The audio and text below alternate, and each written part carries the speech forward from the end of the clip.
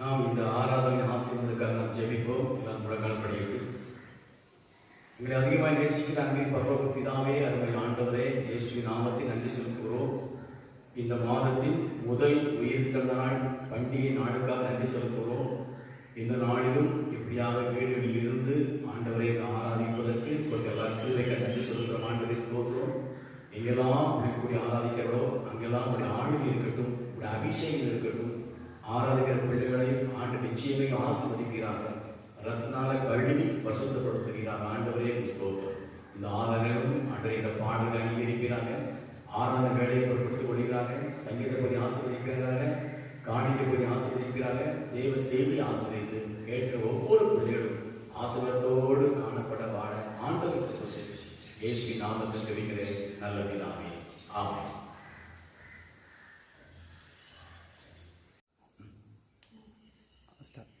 ஸ்தோத்திரம் துதி பாத்திரா உம்மை என்றும் என்றும் துதித்திடுவே.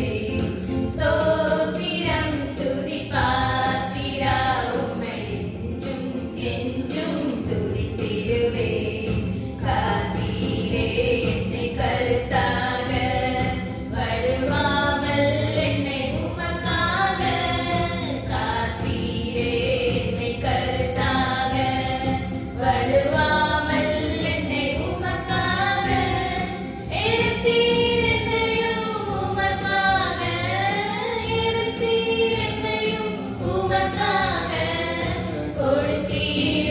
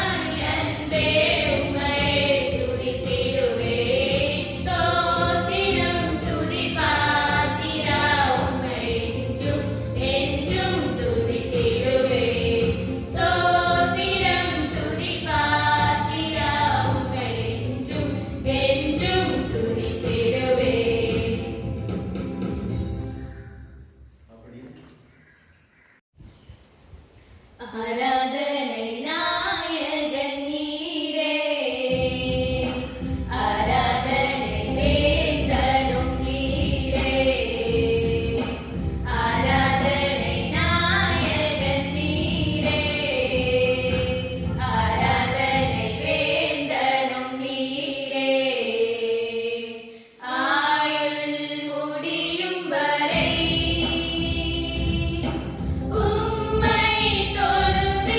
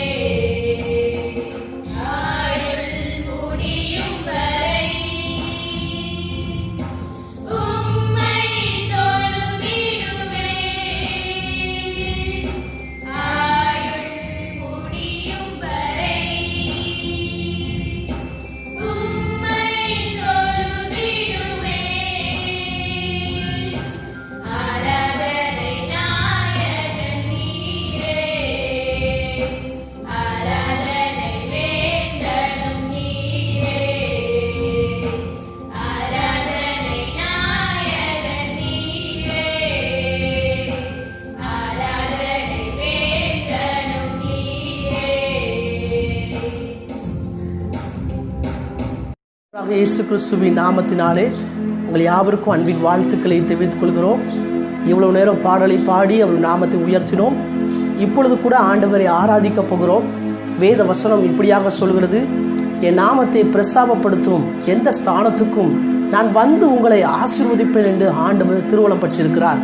எனவே இந்த கடினமான சூழ்நிலைகளிலும் நாம் சபையில் வந்து ஆராதிக்க முடியாத சூழ்நிலை இருந்தாலும் கூட உங்கள் வீடுகளில் அமர்ந்து நீங்கள் என்னோடு சேர்ந்து நீங்கள் ஆராதிப்பீர்கள் சொன்னால் உங்கள் வீடுகளில் தேவ பிரசன்னம் வந்து நிரப்பும் என்பதிலே சந்தேகம் இல்லை. எனவே நாம் கண்களை மூடி அவர் நாமத்தை உயர்த்துவோமா? கடந்த 6 மாதங்கள் கர்த்தர் நம்முடைய வாழ்க்கையிலே நல்லவராகவே இருந்தார், வல்லவராகவே இருந்தார். எல்லா தேவைகளிலும் கூட இருந்தாரே. அவர் யெகோவா ஈரேவாக இருந்து நம் ஒவ்வொரு தேவைகளை சந்தித்து அற்புதமாய் இந்த 7ஆம் மாதம் நம்மை நடத்தி கொண்டு வந்திருக்கிறாரே. நீங்கள் சொல்வீங்களா, எசப்பா நீர் எவ்வளவு நல்லவர் ஆண்டவரே, என் குடும்பத்துக்கு ஆண்டவரே, எனக்கு நீ ரொம்ப ரொம்ப நல்லவராக இருந்தீரே ஆண்டவரே. ஹல்லேலூயா, உம்மை துதிக்கிறோம். ஒரு தகப்பன் எப்படி தன் பிள்ளையை தோள்களில் சுமந்து கொண்டு போவது போல ஆண்டவரே என்னை இம்மட்டும் தூக்கி சுமர்ந்து நடத்தி கொண்டு வந்தபடியால் உமக்கு நாங்கள் நன்றி செலுத்துகிறோம் ஆண்டவரே. ஹல்லேலூயா.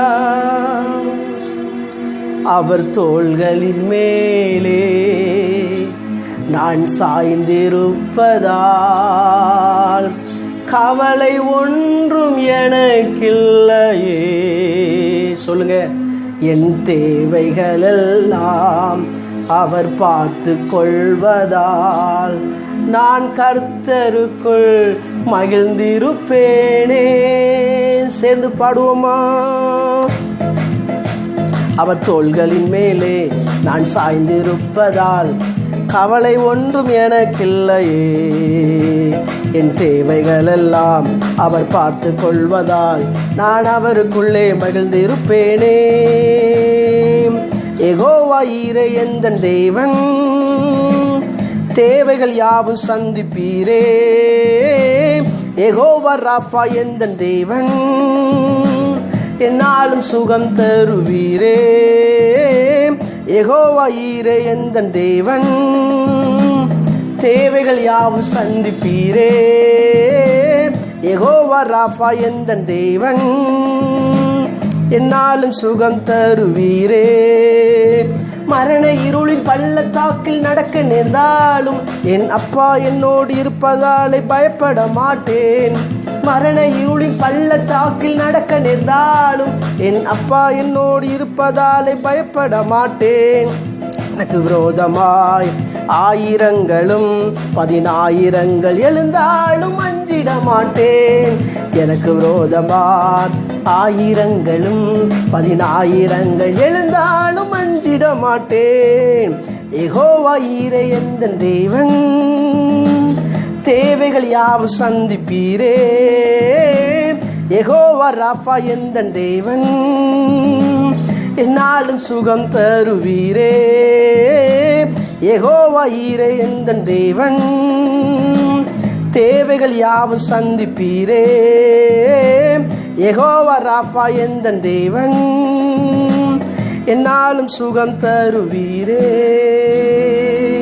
நீங்க சொல்லுங்க, ஆண்டவரே என் தேவைகள் எல்லாம் நமக்கு தெரியும் சுவாமி. நீர் யெகோவா ராஃபாவா இருக்கிறபடியால் ஆண்டவரே அது எல்லாவற்றையும் பார்த்து கொள்வீர் ஆண்டவரே. இயேசுவே, நல்ல சுகத்தை எங்களுக்கு தந்து கொண்டு இருக்கிறதுக்காய் நன்றி செலுத்துகிறோம். இந்த கொரோனா நாட்களில் ஆண்டவரே ஸ்தோத்திரம் ஆண்டவரே, எப்படி யோபினுடைய குடும்பத்தையும் வேலையெடுத்து பாதுகாத்தீரோ அதே போல ஆண்டவரே என்னையும் என் குடும்பத்தையும் எங்கள் பகுதியையும் எங்கள் தெருக்களையும் ஆண்டவரே எங்கள் முழு தேசத்தையும் நீர் பாதுகாத்து கொள்வீராக என்று ஜெபிக்கிறேன் ஆண்டவரே. சேர்ந்து சொல்லுவோமா? யெகோவா ஈரே எந்தன் தேவன், தேவைகள் யாவும் சந்திப்பீரே. யெகோவா ராஃபா எந்தன் தேவன், என்னாலும் சுகம் தருவீரே. யெகோவா ஈரே எந்தன் தேவன், தேவைகள் யாவும் சந்திப்பீரே. யெகோவா ராஃபா எந்தன் தேவன், என்னாலும் சுகம் தருவீரே. ஆம், அவர் நம்ம தேவைகளை சந்திக்கிறவராக இருக்கிறார். அவர் நமக்கு சுகத்தை தருகிறவராக இருக்கிறார். இந்த புதிய மாதத்திலும் இந்த 7வது மாதத்திலும் கர்த்தர் பரிபூரணமாக நம்மை நடத்தி செல்ல வல்லவராக இருக்கிறார். ஓமை துதிக்கிறேன் ஆண்டவரே. தொடர்ந்து கைகளை தட்டி ஆண்டவருக்கு நன்றி செலுத்துவோமா? நன்றி செலுத்துகிறோம் ஆண்டவரே. தொடர்ந்து உங்கள் பிரசனம் மீதியான நேரம் முழுவதும் ஆளுகை செய்வதாக ஜெபிக்கிறோம். இயேசு மூலம் நல்ல பிதாவே, ஆமென், ஆமென், ஆமென், ஆமென். வாசிக்கும்படியாக தெரிந்து கொள்ளப்பட்ட சங்கீதம் 62ஆம் சங்கீதம் 5 முதல் 12 வரையிலான வசனங்கள். என் ஆத்துமாவே தேவனை நோக்கி அமர்ந்திரு, நான் நம்புகிறது அவராலே வரும். அவரே என் கண்மலையும் என் இரட்சிப்பும் என் உயர்ந்த அடைக்கலமானவர். நான் அசைக்கப்படுவதில்லை. என் இரட்சிப்பும் என் மகிமையும் தேவனிடத்தில் இருக்கிறது. பலனான என் கண்மலையும் என் அடைக்கலமும் தேவனுக்குள் இருக்கிறது. ஜனங்களே, எக்காலத்திலும் அவரை நம்புங்கள். அவர் சமூகத்தில் உங்கள் இருதயத்தை ஊற்றிவிடுங்கள். தேவன் நமக்கு அடைக்கலமாய் இருக்கிறார். கீழ்மக்கள் மாயையும் மேன்மக்கள் பொய்யுமாமே. தராசிலே வைக்கப்பட்டால் அவர்கள் எல்லாரும் மாயையும் லேசானவர்கள். கொடுமையை நம்பாதிருங்கள். கொள்ளையினால் பெருமை பாராட்டாதிருங்கள். ஐஸ்வர்யம் விருத்தியானால் இருதயத்தை அதன் மேல் வைக்காதேயுங்கள். தேவன் ஒரு தரம் விளம்பினார், 2 தரம் கேட்டிருக்கிறேன். வல்லமை தேவனுடையது என்பதே, கிருபையும் உம்முடையது. ஆண்டவரே, தேவரே, அவனவன் செய்கைக்கு தக்கதாக பலனளிக்கிறீர். ஆமென், அல்லேலூயா. Praise the Lord. சங்கீதம் 119ஆம் அதிகாரம் 1-5ஆம் வசனம். கர்த்தருடைய வேதத்தின்படி நடக்கிற உத்தம மார்க்கத்தார் பாக்கியவான்கள். அவருடைய சாட்சிகளை கைக்கொண்டு அவரை முழு இருதயத்தோடு தேடுகிறவர்கள் பாக்கியவான்கள். அவர்கள் அநியாயம் செய்வதில்லை, அவருடைய வழிகளில் நடக்கிறார்கள். உமது கட்டளைகளை நாங்கள் கருத்தாய் கைக்கொள்ளும்படி நீர் கற்பித்தீர். உமது பிரமாணங்களை கைக்கொள்ளும்படி என் நடைகள் சிறப்பட்டால் நலமாயிருக்கும். தேங்க்யூ. செய்வதாக ஜெபிக்கிறோம். இயேசு மூலம் நல்ல பிதாவே, ஆமென், ஆமென், ஆமென், ஆமென். இப்பொழுது கூட நம்ம காணிக்கை பாடலாக வாதை உந்தன் கூடாரத்தை இந்த பாடலை பாடி ஆண்டோடைய நாமத்தை மகிமைப்படுத்துவோம். வாதை உந்தன் கூடாரத்தை அணுகாது மகனே, பொல்லாப்பு நேரிடாது நேரிடாது மகனே. வாதை உந்தன் கூடாரத்தை அணுகாது மகளே, பொல்லாப்பு நேரிடாது நேரிடாது மகளே. லலலா லலலா லலலா லலலா லலலா லலலா லலலா லலலா லலலா லலலா லலலா லலலா லலலா லலலா. உன்னதமான கர்த்தரையே உறைவிடமாக்கிக் கொண்டாய். உன்னதமான கர்த்தரையே உறைவிடமாக்கிக் கொண்டாய். அடைக்கலமான ஆண்டவரை ஆதாயமாக்கிக் கொண்டாய். அடைக்கலமான ஆண்டவரை ஆதாயமாக்கிக் கொண்டாய். வாதை உந்தன் கூடாரத்தை அணுகாது மகனே, பொல்லாப்பு நேரிடாது நேரிடாது மகளே. ஆட்டுக்குட்டி இரத்தத்தினால் சாத்தானை ஜெயித்து விட்டோம்.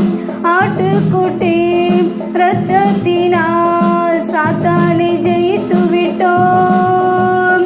ஆவி உண்டு, வசனம் உண்டு, அன்றாட வெற்றி உண்டு.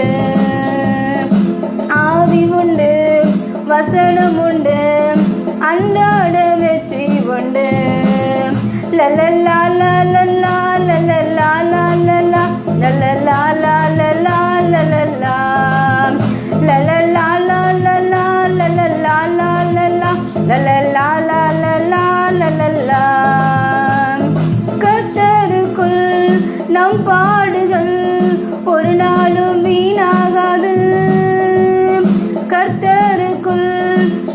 பாடுகள் ஒரு நாளும் வீணாகாது. அசையாமல் உறுதியுடன் அதிகமாய் செயல்படுவோம். அசையாமல் உறுதியுடன் அதிகமாய் செயல்படுவோம். வாதை உந்தன் கூடாரத்தை அணுகாது மகனே, பொல்லாப்பு நேரிடாது நேரிடாது மகனே. நம்முடைய குடியிருப்பு பரலோகத்தில் உண்டு. நம்முடைய குடியிருப்பு பரலோகத்தில் உண்டு. வரப்போகும் இரட்சகரை எதிர்நோக்கி காத்திருப்போம். வரப்போகும் இரட்சகரை எதிர்நோக்கி காத்திருப்போம். லலலா லலலா லலலா லலலா லலலா லலலா லலலா லலலா லலலா லலலா லலலா லலலா லலலா லலலா. கிறிஸ்துவுக்குள் பிரியமானவர்களே, விசுவாச பிள்ளைகளே, அன்பு சொந்தங்களே, சத்தத்தை கேட்கிற தேவஜனங்களே, உடன் ஊழியர்களே, உங்கள் யாவருக்கும் இந்த உயிர்த்த நாள் பண்டிகை நாளிலும் இயேசு நாமத்தில் வாழ்த்தலை தெரிவித்துக் கொள்கிறேன். நேற்றைய தினத்திலே 100வது காலை மன்னாவை அநேகர் கேட்டு ஆசீர்வதிக்கப்பட்டீர்கள். இது 101வது ஒரு காலை மன்னாவாக நாம் இதை எடுத்துக்கொள்ளலாம். இந்த 7வது மாதம் 5வது தேதியிலும் இந்த நாளிலும் இந்த ஆராதனையில் இந்த வார்த்தை கொடுக்கும்படியாக தேவன் பாராட்டின கிருபையை கடந்து செலுத்தினேன். ஜெபத்தோடு கேளுங்கள். வேத புத்தகத்தை கையில் எடுத்துக் கொள்ளுங்கள். இந்த நாளிலும் சங்கீதம் 62ஆம் அதிகாரம் 12ஆம் வசனத்தை வாசிப்போம். கிருபையும் உம்முடையது ஆண்டவரே, தேவரீர் அவனவன் செய்கைக்கு தக்கதாக பலனளிக்கிறீர். செய்கைக்கு தக்க பலன் அளிக்கிறார் என்ற தலைப்பிலே தியானிக்கிறோம். கர்த்தர் சித்தமானால் இந்த வாரம் முழுவதும் ஒவ்வொரு நாளும் இந்த தலைப்பில் தியானிப்போம். இந்த வேத வசனத்தை கர்த்தர் ஆசீர்வதிப்பாராக. செய்கைக்கு தக்க பலன் அளிக்கிற ஆண்டவர் நம்முடைய தேவன். அதாவது நம்முடைய செயல்பாடுகள், நம்முடைய கிரியைகள், வாழ்க்கை முறைகள், நாம் என்ன செய்கிறோம் இதெல்லாம் பார்த்து அதற்கு தக்க பலன் கொடுக்கிற தெய்வம் நம்முடைய ஆண்டவர். உன்னிப்பா கவனிக்கிறார். ஒரு உலக வேலையை பார்க்கும்போது கொஞ்சம் அங்கங்கே நம்ம வேலையில பார்க்கும்போது கொஞ்சம் சோர்வா கொஞ்சம் வேலை செய்யாமல் இருக்கிறாங்க, சம்பளம் கிடைச்சிடும். ஆனால் தேவனுடைய காரியத்தில் அவர் கண்கள் பூமியையும் உலாவிக் கொண்டிருக்கிறபடினால் நாம் என்ன செய்கிறோம் என்பதை தெளிவாக அவர் அறிந்து பார்த்து கொண்டிருக்கிறார். அவைகளுக்கு தக்க பலன் நிச்சயமாகவே உண்டு. பிரியமானவர்களே, ஒருவேளை பிசினஸ்ல ஒருத்தர் லாஸ் ஆகிறது வாய்ப்பு இருக்கிறது. விவசாயத்துல ஒருவேளை அவங்க பட்ட பிரயாசத்தில் நல்ல பலன் கிடைக்காமல் போக வாய்ப்பு இருக்கிறது. ஆனால் ஆண்டவருடைய காரியத்தில் ஆண்டவருக்காக நாம் எப்படி வாழ்கிறோமோ என்ன செய்கிறோமோ அதற்குரிய பலன் நிச்சயமாக உண்டு என்பதை நாம் அறிந்திருக்கிறோம். கர்த்தர் ஸ்தோத்திரம். இப்பொழுது ரோமர் நிருபம் 10ஆம் அதிகாரம் 12ஆம் வசனத்தை வாசிப்போம். யூதன் என்றும் கிரேக்கன் என்றும் வித்தியாசமே இல்லை, எல்லாருக்கும் கர்த்தரானவர் தம்மை தொழுது கொள்கிற யாவருக்கும் ஐஸ்வர்ய சம்பன்னராய் இருக்கிறார். யூதன் என்றும் கிரேக்கன் என்றும் இல்லை. அதாவது எந்த ஜாதியோ எந்த மதமோ எந்த மனிதனோ யாராக இருந்தாலும் அந்த ஆண்டவராய் இயேசு கிறிஸ்துவை தொழுது கொள்ளுவார் என்று சொன்னால் தொழுது கொள்கிற ஜனங்களுக்கு ஒரு ஐஸ்வர்ய சம்பந்தனாக இருக்கிறார். அதான் ஆசீர்வதிக்கிற தெய்வமாக இருக்கிறார். யாரோ அவரை தொழுது கொண்டாலும் சரி, அவரை என்ன செய்யற ஆண்டவர் ஆசீர்வதிக்கிறார். எல்லா தேவைகளையும் சந்திக்கிறார்.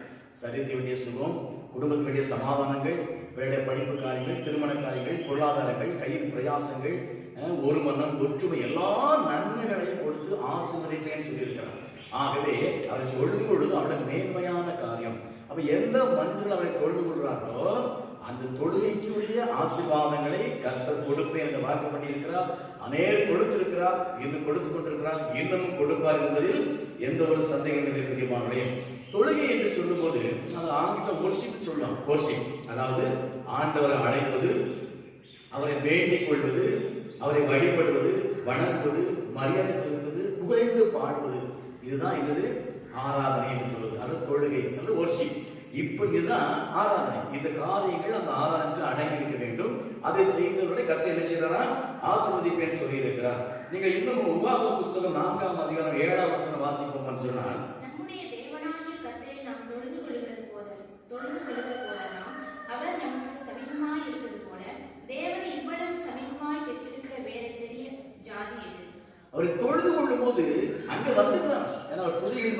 வாசம் செய்யும் ஆண்டவர் அறிந்திருக்கிறோம். நாம் அவரை தொழுது கொண்டு ஆராதிக்கும் போது நம்ம பக்கத்துல வந்திருந்தார். எவ்வளவு நல்ல தெய்வம் பார்த்தீங்களா? எவ்வளவு ஒரு பாக்கியம் பாருங்க. ஆண்டவர் நம்ம பக்கத்துல வராரா. இன்னைக்கு எத்தனையோ பேர் ஆண்டவரை தேடி இன்னைக்கு எங்கேயுமோ எவ்வளவு பண செலவு பண்ணி போய்கிட்டு இருக்கிறாங்க. நம்ம கிறிஸ்தவர்கள் கூட அப்படி இருக்கிறாங்க. ஆனா வேதம் சொல்லியிருக்கு, ஆண்டவர் சொல்லியிருக்கிறார், நீ தொழுது கொள்வாய் என்று சொன்னால் நான் பக்கத்துல வந்து இருந்து உன்னை பாதுகாத்து உன்னை ஆசீர்வதிப்பேன் என்று சொல்கிறார். எவ்வளவு அருமையான வார்த்தை பார்த்தீங்கன்னா. இதெல்லாம் உணர்ந்து நம்ம செயல்படுவோம் சொன்னால் நிச்சயமா நம்ம விசுவாசத்தில் வளர்வோம். வேத வசனத்தின் வாழ்க்கை நிச்சயம் இருக்கும். வேற யாரும் இப்படி சொல்லல, வேற யாரும் இப்படி சொல்ல. நீ ஒருவேளை எங்கேயோ ஒருத்தர் இருக்கிற புகழ் பாடுன்னு சொன்னா அவர் அங்கதான் இருப்பாரு. ஆனா நம்மள வந்து பார்க்க மாட்டாரு. ஒருவேளை தொலைக்காட்சியில ஒரு வீடியோ காலில் வேணா பார்க்கலாமே ஒழிய மற்ற பார்க்க மாட்டார். ஆனா நம்முடைய தெய்வம் அவரை தொழுது கொள்ளும் போது நம்ம பக்கத்துல வந்து இருக்கிறார். அப்போ உலகத்தில் நிறைய பேர் தொழுது கொண்டு இருக்கிறாங்க. எல்லாரும் பக்கத்துல இருப்பாரா? எல்லாரும் பக்கத்துல இருப்பார். எப்படி ஒரு சந்திரன் ஒரு சூரியன் அந்த முழு உலகத்துக்கு வெளிச்சம் கொடுத்து கொண்டிருக்கிறதோ அதே போல எந்த இன்னைக்கு வீடுகளிலோ ஆலயத்திலேயோ எங்க நீ அப்படி தொழுது கொண்டாலும் அங்கதான் கர்த்தர் இருப்பார். கடந்த நாட்டு ஆலயத்தில் தொழுது கொண்டோம், ஆண்டாங்க வந்து அசைவட்டு ஆசிரியத்தார். இன்னைக்கு வீட்டில் தொழுது கொண்டு இருக்கிறோம், வீட்டில் ஆராதிக்கிறோம். உங்க வீட்டுக்குள்ள வந்து ஆண்டவர் இருக்கிறார் என்பதை அறிந்து நீங்கள் பயத்தோடு பக்தியோடு கர்த்தரை ஆராதிக்க வேண்டும். ஏனோ தானம் என்று ஆராதிக்க கூடாது. தேவாலயத்தில் இருக்கும்போது எப்படி செல்போன் ஆஃப் பண்ணிட்டு சிறுபிள்ளை அமைதியா உட்கார வச்சுட்டு எவ்வளவு ஆரம் முடிவு கட்டி நம்ம ஒழுக்கமா இருந்து ஆவியோடு உண்மையோடு ஆராதிப்போமோ அதே போல வீடுகளில் கூட தொலைபேசியெல்லாம் நினைச்சு எனக்கு செல்போன் ஆஃப் பண்ணிவிட்டு வேற யாரு வந்தாலும் கையமர்த்தி பேசாம உட்கார சொல்லிட்டு நான் பயத்தோடு பக்தியோடு ஆராதிக்க வேண்டும். ஏன்னு சொன்னால் வானம் பூமி கொள்ளாத தேவன் உங்கள் ஆராதனையை கண்டு உங்கள் தொழுகை கண்டு உங்க பக்கத்துல வந்து இருக்கிறேன்னு சொல்லி இருக்கிறார். பிரியமானவர்களே, கர்த்தருக்கு ஸ்தோத்திரம். அது மாத்திரமல்ல, நீ 1 நாளாகமம் 16ஆம் அதிகாரம் 29ஆம் வசனம் வாசிக்கும் என்று சொன்னால் கர்த்தருக்கு அவருடைய நாமத்திற்குரிய மகிமையை செலுத்தி காணிக்கைகளை கொண்டு வந்து அவருடைய சந்நிதியில் பிரவேசியுங்கள். பரிசுத்த அலங்காரத்துடனே கர்த்தரை தொழுது கொள்ளுங்கள்.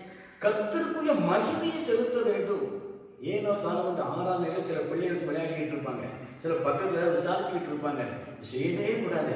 அவர்களுடைய மகிமையை செலுத்த வேண்டிய இடம் என்பதை அறிந்து, மகிமை ராஜாதி ராஜாவில் இருக்கிறார் என்பதை அறிந்து அவர் செலுத்த வேண்டிய மகிமையை செலுத்தி பயத்தோடு பக்தியோடும் அவரை தொழுது கொள்ள வேண்டும். அது மாத்திரமல்ல, காணிக்கைகளோடு கூட அவரை தொழுது கொள்ள வேண்டும் என்று சொல்லப்பட்டிருக்கிறது. வீடுகளில் நீங்கள் கர்த்தரை ஆராதித்துக் கொண்டிருந்தாலும் எந்த சபைக்கு நீங்கள் போகலாக இருந்தாலும் இன்றைக்கும் நீங்கள் காணிக்கை எடுத்து உங்க சபை போதகருக்கு அதை கொண்டு கொடுக்க வேண்டும். நான் பலமுறை சொல்லியிருக்கிறேன், ஞாயிற்றுக்கிழமை முடிந்த உடனே ஆதரவு காணிக்கை எடுக்கணும். எந்த காணி கொடுப்பீங்களோ அதை கொண்டு போய் இன்றைக்கு மாலைக்குள்ள உங்க பாஸ்டர் நிச்சயம் உங்க சபை போதகத்தை கொடுக்கணும். ஒருவேளை மிஸ்ஸிகளுக்கு காணிக்கை கொடுக்கணும்னா இருந்தா அதை எடுத்து நிச்சயம் கண்டிப்பா நிச்சயம் கொடுத்துடணும். அதுதான் நமக்கு ஆசீர்வாதம். இந்த அனுபவத்தோடு கூட ஆலயத்தில் வந்து அவர் எப்படி தொழுது கொள்ள வேண்டுமா பிரியமானவர்களே? பரிசுத்த அலங்காரத்தோடு. தேவன் அலங்காரத்தை விரும்புகிறது. ஆனால் அவர் விரும்புகிற அலங்காரம் நமக்கு காணப்பட வேண்டும். அவர் வெறுக்கிற அலங்காரத்தோடு கர்த்தரை என்ன செய்வது? தொழுது கொள்ளக்கூடாது. அதை விரும்புகிற தெய்வம் அல்ல. ஆகவே இன்னைக்கு ஒரு மனமோன போக்கில் மக்கள் தங்களை அலங்கரித்துக் கொண்டு பிள்ளைகளை அலங்கரித்துக் கொண்டு ஆராதிக்க வருகிற மக்களை பார்க்கிறோம். இதில் தேவன் பிரியமாய் இருப்பார் என்று சொல்ல முடியாது. அலங்காரம் வேண்டும். அந்த அலங்காரம் ஒரு பரிசுத்தமான அலங்காரமாய் இருக்க வேண்டும் என்று கர்த்தர் விரும்புகிறார்.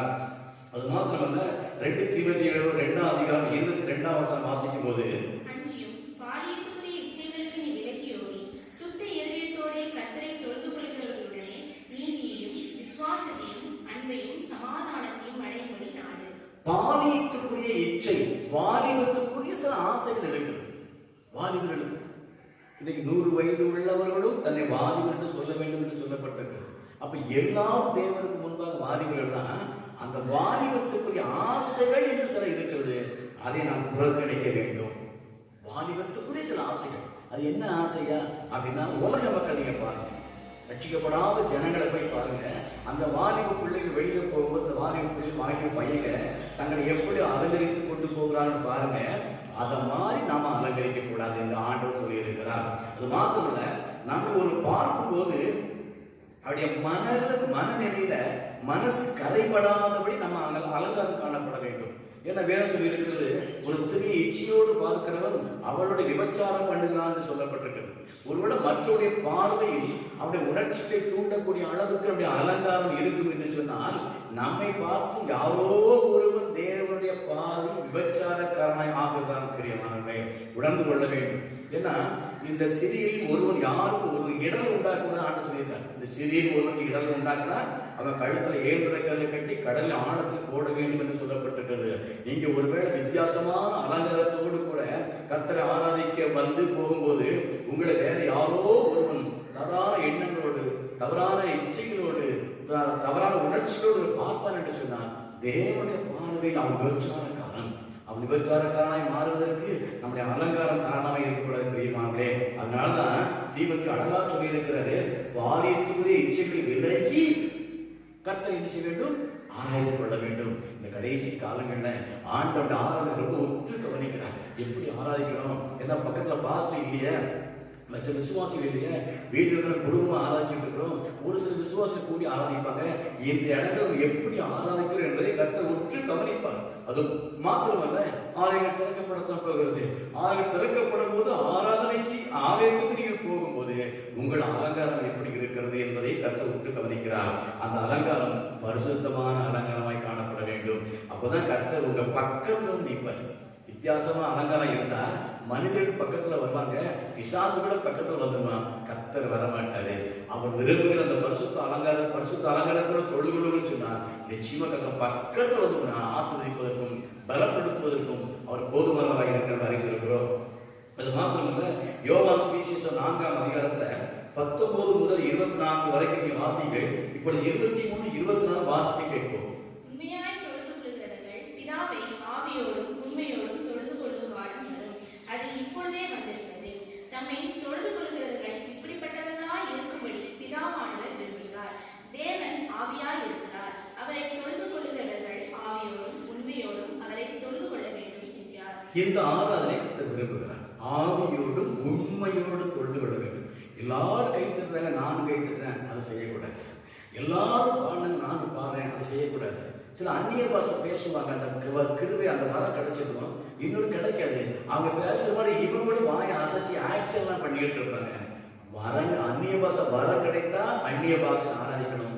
இல்லைன்னு சொன்னா உங்களுக்கு தெரிந்த நல்ல நடைமுற தமிழ்ல நீங்க ஆராதிக்கலாம். ஐயோ அந்நிய பாஷை ஆராதிச்சாதான் கர்த்தர் ஆசீர்வதிப்பாரோ அப்படி நினைக்க கூடாது. ஆகவே உண்மை இருக்க வேண்டும். ஆராதனையில் மாயமாதமான ஆராதனை இருக்கக்கூடாது. அதாவது சடங்காச்சாரமான ஆராதனை இருக்கக்கூடாது. உண்மை காணப்பட வேண்டும். அதே போல ஆவியோடு கர்த்தரை ஆராதிக்க வேண்டும். நம்ம ஆராதிக்கிற தேவனுக்கு ஆவியா இருக்கிறார். அந்த ஆவியானவரால் நிறைந்து அந்த ஆவியானவர் விரும்புகிறபடி நம்ம ஆராதனை காணப்பட வேண்டும் பிரியமானவர்களே.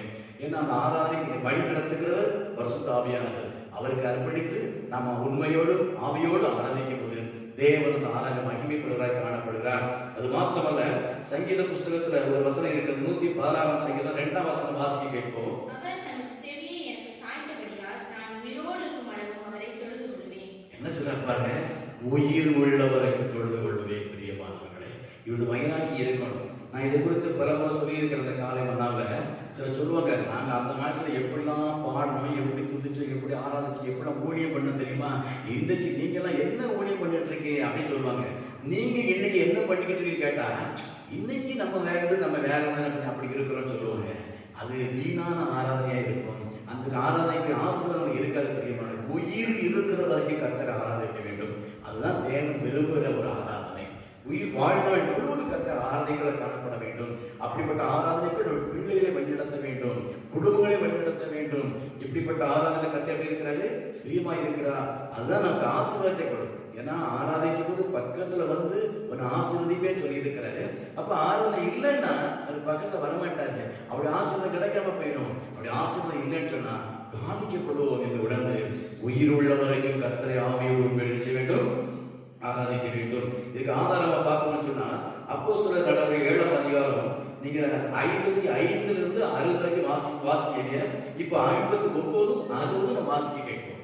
அப்பொழுது கர்த்தராகிய இயேசுவே என் ஆவியை ஏற்றுக்கொள்ளும் என்று ஸ்தேவான் தொழுது கொள்ளுகையில் அவனை கல்லெறிந்தார்கள்.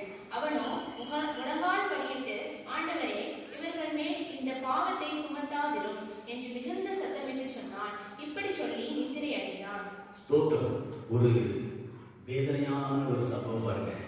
அவன் தேவனுக்கு பிரியமாய் வாழ்ந்தபடினால, ஆண்டவர் இயேசு கிறிஸ்துவை ஏற்றுக்கொண்டு அவருக்கு பிரியமாய் வாழ்ந்தபடினால, அவன் நாமக்கு மகிமை வாழ்ந்தபடினால அன்றைக்கு இருந்த ஜனங்கள் அவரை கல்லெறிந்தார்கள். கொலை வெறியோடு கல்லெறிந்தார்கள். அப்படி கல்லெறிவது கூட அவருக்கு என்ன பார்ப்பது? வைராக்கியம். கல்லு மேல விழுந்துகிட்டு இருக்குது. ஆனா ஆண்டவரே அவர் தொழுது கொண்டே இருக்கிறார். என்ன காரணம்? அந்த மரண தருவாயில கல்வெல்லாம் மேல ஏற்பட்டு காயப்பட்டிருக்க வேளையில பரலோகத்தை பார்க்கிறாரு, அங்க இருக்கிற இயேசுவை பார்க்கிறார், அங்க தேவனை பார்க்கிறார். அந்த உன்னத்தை நோக்கி பார்த்தபடினால இது மேல கல்லுகள்லாம் அவருக்கு வேதனையை கொடுக்கவில்லை. பிரியமானவரே, உன்னையத்தை நோக்கி நம்ம ஆராதிக்கிற மக்களா இருந்தால் நமக்கு விரோதமாய் பேசுகிற வார்த்தைகள் நம்மளை ஒன்றும் செய்யாது. நமக்கு விரோதமாய் வர்ற சொல்ற பரிகாச வார்த்தைகள் இதெல்லாம் நம்மளை என்ன செய்யாது? ஒன்றும் பாதிக்காது. நம்ம விரோதமாக வருகிற ஒரு மோசமான வார்த்தைகள் நம்மளை என்ன செய்யாது? நம்ம சிந்தைகளே போகாது. உன்னத்தை நோக்கி பார்த்து தெய்வத்தை ஆராதிக்கும் போது உலகத்தின் பாடுகள், உலகத்தின் கஷ்டங்கள், உலகத்தின் சூழ்நிலைகள் ஒன்றும் நம்மளை சேதப்படுத்தாது.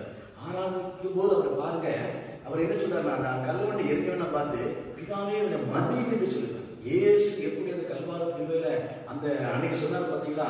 பிதாவே தாங்கள் செய்யறது என்று அறியாமல் செய்கிறார்கள், இவனை மன்னிப்பு என்று சொல்லி இயேசு சொன்னது போல ஸ்தேவானும் தன்னை கல்லிருந்து கொள்ளுகிறவனை பார்த்து இந்த பாவத்தை மன்னியும் என்று சொல்லி அந்த நேரத்திலும் ஒரு மன்னிக்கிற சுபாவம், ஒரு ஆத்ம பாரத்தோடு தேவ அன்புல நிரப்பப்பட்டவராய் தொழுது கொண்டிருக்கிறார். தெரியுமாவுடைய எத்தனையோ பேருக்கு ஒரு பிரச்சனை இல்லை, ஒரு ஓத்தலம் இல்லை, ஒரு நெருக்கம் இல்லை.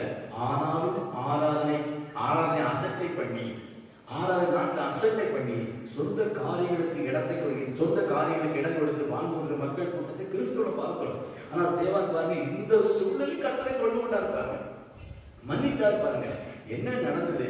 இந்த சூழலை பார்த்து கொண்ட சவுல் என்கிற ஒரு மத வெறிப்பித்தவர் ரட்சிக்கப்பட்டு பெரிய ஊழியக்காரனாக வேதாகமத்தில் அந்த நிறுவனங்களை எழுதி ஆசிய கண்டமுடன் சுவிச அறிவிக்கிறவாக காணப்பட்டதை பார்க்கிறோம்.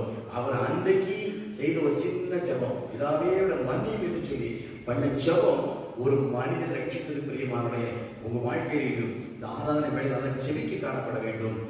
அழிந்து ஒரு ஆத்து மக்களுக்காக கிறிஸ்து விரோதமான ஜனங்களால் செவிக்கும் போது நிச்சயமாக அவர்கள் ரட்சிக்கப்பட்டு அவர்கள் பூமியில பெரிய கதை செய்வார். ஸ்தேவான் உலகத்தை பெரிய ஒன்றும் அதிகமா ஊழியம் பண்ணனா தெரியல, ஆனா அவரை பார்த்து ரட்சிக்கப்பட்ட பவுல் உலகளவுல பெரிய அளவில் ஊழி செய்து இன்றைக்கும் அந்த உபதேசங்கள் உலகமெங்கும் பறைசாட்டி கொண்டிருக்கிறது. இதற்கு ஒரு ஆசீர்வாதம் ஸ்தேவானுக்கு கர்த்தர் பரலோகத்தில் கொடுப்பார். பிரியமானவர்களே, ஏன்னா அவர் மூலமா தான் இவர் ரட்சிக்கப்பட்டிருக்கிறாரு. இவர் மூலம் இவர் நடக்கிற இவருக்குரிய எல்லா மேன்மைகளையும் எல்லா நன்மைகளையும் ஸ்தேவானுக்கும் கர்த்தர் கொடுப்பார். அறிந்து நீங்கள் இந்த உலகத்தில் அறிந்து ஒரு ஆத்மாக்கள் செவிக்க வேண்டும். பிரியமானவர்களே, கர்த்தர் ஆசீர்வதிப்பார். உங்கள் அந்த சாட்சி உள்ள ஒரு ஆராதனை, வைராக்கியம் உள்ள ஒரு ஆராதனை, மன்னிக்கிற சுபாவத்தோடு ஆராதிக்கிற ஆராதனையை நீங்கள் செய்கிறீர்கள் என்று சொன்னால் அதை பார்க்க அநேகர் ரட்சிக்கப்படுவார்கள் நாம் அறிந்திருக்கிறோம். பிரியமானவர்களே, அது மாத்திரமல்ல, நீங்கள் அப்போஸ்தலர் 2ஆம் அதிகாரம் 21ஆம் வசனத்தை வாசிப்போம். அப்பொழுது கர்த்தருடைய நாமத்தை தொழுது கொள்கிறவன் எவனோ அவன் ரட்சிக்கப்படுவான் என்று தேவன் உரைத்திருக்கிறார். ஸ்தோத்திரம். இது யோவேல் 2:32 இதே சொல்லப்பட்டிருக்கு. அதாவது ஆண்டவரை தொழுது கொள்வது ரட்சிக்கப்படுவார்கள். ரட்சிக்கப்பட்டவனா தொழுது கொள்வாங்க, ஆனா தொழுது கொள்வது ரட்சிக்கப்படுவாங்க. இது 2வது ரட்சி, நித்திய ரட்சி. அதாவது உலகத்தில் இருந்து விடுதலை அல்லது நரகத்திலிருந்து விடுதலை. இந்த ரட்சிப்பு நித்திய ஜீவனை குறிக்கிறது, பரலோக ராஜ்யத்தை குறிக்கிறது. அப்ப தொழுது கொள்ற ஜனங்களை தான் ஆண்டவர் பரலோக ராஜ்யத்துக்கு அழைத்து கொண்டு போக போகிறார். ஏன்னு சொன்னா அங்கே எப்போதும் ஆராதனையும் துதி ஸ்தோத்திரம் தொழுகை நடந்து கொண்டிருக்கிறது. இந்த பூமியில் ஆராதிக்க விருப்பம் இல்லாதவர்களை பரலோக ராஜ்யம் ஆண்டு கொண்டு போக மாட்டாரு. நீ சில சொல்லுவாங்க, என் மனைவி பிள்ளைகளாம் போறாங்க, நான் மட்டும் வேலைக்கு போறேன். மனைவி பிள்ளைகளாம் பரலோகத்துக்கு போவாங்க, நீங்க வேலைக்கு தான் போயிட்டு இருப்பீங்க, முடிவுல நரகத்தான் போயிருவீங்க. ஆகவே நம்ம குடும்பமாய் கர்த்தரை ஆராதிக்க வேண்டும். இப்படி ஆராதிக்கிற தொழுகிற ஜனங்களை தான் ஆண்டவர் செய்யறாரா நித்திய ஜீவனை கொண்டு போய் சேர்ப்பேன் என்று சொல்லி இருக்கிறார். அப்போஸ்தலர் சொல்லி இருக்கிறாரு, யோவேல் சொல்லி இருக்கிறார். பிரியமானவர்களே, நாம் கடை இன்னொரு வசனம் கூட வாசிப்போம். ரோமர் நிருபம் 10ஆம் அதிகாரத்துல அந்த 12, 13, 14, 15 வசனம் சேர்த்து வாசிக்கலாம். யூதனென்றும் கிரேக்கனென்றும் 14, 15 விட்டு வாசிக்க. அவரை விசுவாசியாது இருக்கிறவர்கள் எப்படி அவரை தொழுது கொள்வார்கள்? அவரை குறித்து கேள்விப்படாதவர்கள் எப்படி விசுவாசிப்பார்கள்? பிரசங்கிக்கிறவன் இல்லாவிட்டால் எப்படி கேள்விப்படுவார்கள்? அனுப்பப்படாவிட்டால் எப்படி பிரசங்கிப்பார்கள்? அப்போ இந்த உலக மக்களும் கர்த்தரை ஆராதிக்க வேண்டும், இந்த உலக மக்கள் ரட்சிக்கப்பட வேண்டும், இந்த உலக மக்கள் பரலோக ராஜ்யம் வர வேண்டும் ஆண்டவர் விரும்புகிறார். அதான் சொல்லப்பட்டிருக்குது, நீ சொல்லாவிட்டால் யாருக்கு தெரியும்? நீ சொல்லும்படி அனுப்பப்படாவிட்டால் யார் சொல்லுவாங்க? ஜனங்கள் எப்படி விசுவாசம் வரும்னு ஆண்டவர் கேட்கிறார். அப்ப ஜனங்கள் விசுவாசம் வேணும்னா நாம சொல்லணும், அல்ல சொல்லுகிறவங்க நம்ம அனுப்பணும். அவனுக்காண்டி செபிக்கணும், அவனுக்காண்டி கொடுக்கணும். கொடுத்து அப்படி அனுப்பப்படும் போது அநேக ஜனங்கள் ஆண்டவர் விசுவாசிப்பார்கள். நீ வட இந்தியாவில் ஆண்டவர் அறியாத மக்கள் கூட்டத்து மத்தியில சில மிஷினர்கள் உயிரையும் பணம் வைத்து, எப்படி இந்திய தேசத்துக்காக ராணுவத்தினர் உயிரை பணம் வைத்து எல்லையில் இருக்கிறார்களோ அதே போல தேவனுடைய பிள்ளைகள் இன்னைக்கு ஆத்துமா அழிந்து போகக்கூட என்பதற்காக தன் உயிரை பணம் வைத்து வட இந்தியாவில் ஊழியம் பண்ணி கொண்டிருக்கிறார்கள். அவர்களுக்கு நாம் தான் அதிகமாக செபிக்க வேண்டும். அது மாத்திரமல்ல, நாம் அவர்களுக்காக கொடுத்து உதவ வேண்டும். நம்ம வீட்டில் ஏதாவது வாரிய பிள்ளைகள் இருப்பார்னு சொன்னால் அவர்களை நாங்கள் அனுப்ப வேண்டும் பிரியமானவர்களே. அப்போதான் இந்த உலக மக்கள் ஆண்டவரை ஆராதிக்கிற கூட்டமாய் மாறுவார்கள். அப்போதான் நம்ம பருவராய்ந்து போவார்கள். இதை உணர்ந்தவர்களாக நாம் செயல்பட வேண்டும் என்று அறிந்து கொள்ள வேண்டும். கடைசியாக ஒரு வசனம் வாசிப்போம்.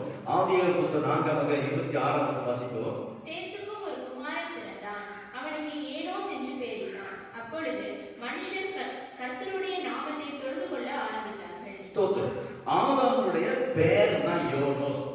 யோனோஸ் நாட்கள் தான் முதல்ல ஆராதனை தொழிய ஆரம்பித்தது என்று பார்க்கிறோம். ஏன்னா யோனோஸ் என்று சொன்னால் சாவுக்குரியவன் அர்த்தம். ஏன்னா அவன் ஆதாம் ஏவாளும் அந்த தோட்டத்தில் இருந்தாங்க. தேவோட வார்த்தை கீழ்படியாக புறக்கணிக்கப்பட்டாங்க. எல்லாம் சரித்திரம் தெரியும். அவர்கள் சாவுக்கு ஏதுவானவர்கள், அதாவது நரகத்துக்கு பாத்திரவான்கள். அப்ப சாவுக்கு ஏதுவாய் இருந்த மக்கள் அந்த யோனோஸ் தேவனை தொழுது கொள்ள ஆரம்பித்தபடினால் அவன் இன்னைக்கு நித்திய ஜீவனை சோதனைகளுக்கு ஆயத்தப்படவனாக இருக்கிறான்.